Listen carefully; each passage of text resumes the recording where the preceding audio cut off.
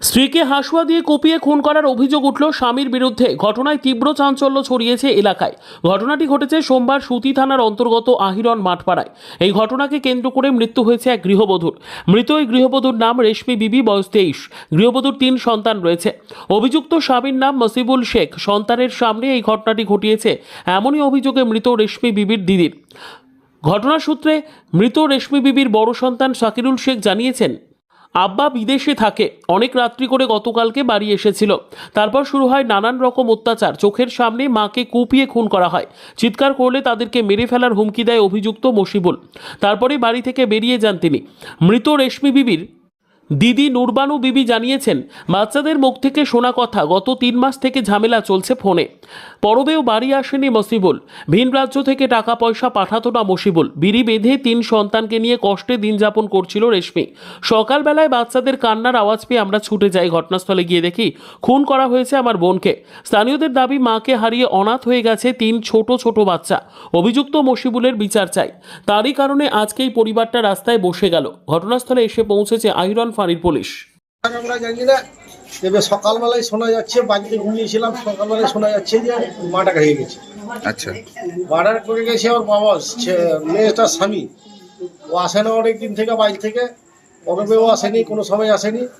এসে এই কাণ্ড ছেলেগুলো বলছে আমার মাকে আমার বাবা মেরে দিয়েছে। কি দেখলেন ঘরে গিয়ে? ঘরে গিয়ে দেখলাম সত্য মার্ডার কাটা। এখন ছেলেগুলোর ছেলেগুলো অনাথ হয়ে গেলো, ছেলেগুলোর জন্য কিছু ব্যবস্থা চাই, আর ওর জন্য শাস্তি চাই, পুরোপুরি ওর শাস্তি চাই। আমরা কিছু দেখার নেই। কোথায় ঘটেছে ঘটনা? ঘরের ভিতরে মাঠনের কাছে আমাদের আবেদন যে ওর যেন পুরোপুরি শাস্তি হয়। আর আরেকটা কথা, যে আর কোনো জায়গায় যেন এরকম দুর্ঘটনা না ঘটে, শাস্তি চাই, পুরোপুরি শাস্তি চাই। কটা ছেলে পেলেছিল? 3টে ছেলে। তো এখন মানে কোথায় ঘটেছে ঘটনাটা? আহিরন মাঠপাড়ায়। কেউ বাড়ি আসেনি, পরবেও বাড়ি আসেনি, দীর্ঘদিন থেকে যায়। ওখানেও ছেলে মেয়ে করছে না, কি করছে কোনো মানে হিসাব নেই। ঘটনা এটাই, এর আগে অনেক দিন ধরেই ওদের শোনা যায়, আমরা অত গুরুত্ব দিই না। আপনার নাম কোথায়? আমার নাম সেতাবুল শেখ, বাড়ি আহিরন মাঠপাড়ায়।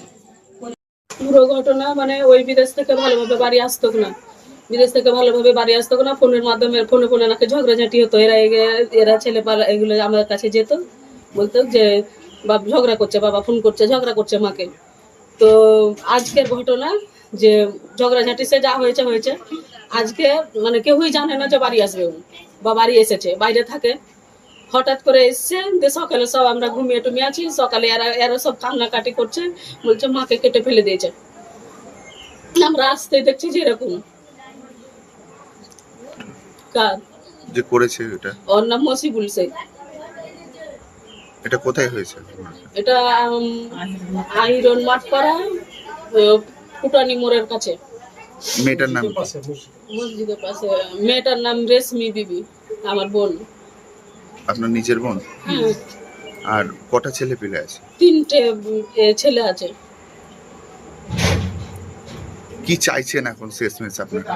এখন ওকে ধরা হোক, ওকে ধরা, ওকে মারুক, ওকে শাস্তি দিক, ফাঁসি চাই, ওকে শাস্তি দিক। বাচ্চাগুলোর কি হবে? এই বাচ্চাগুলো এটা আমার কাছে সব সময়তে থাকে।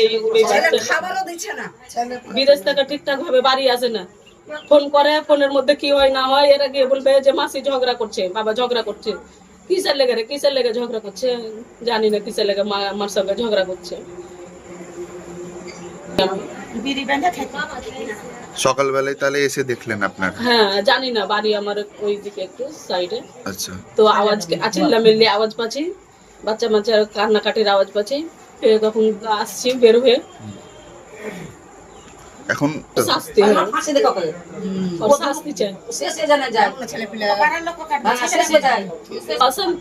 অশান্তি তা বলতে পারবো না। 3-4 মাস থেকে মানে জানছি যে এই বাচ্চা কাচ্চা গেলে বলে, আর ও বাড়ি আসে না। ও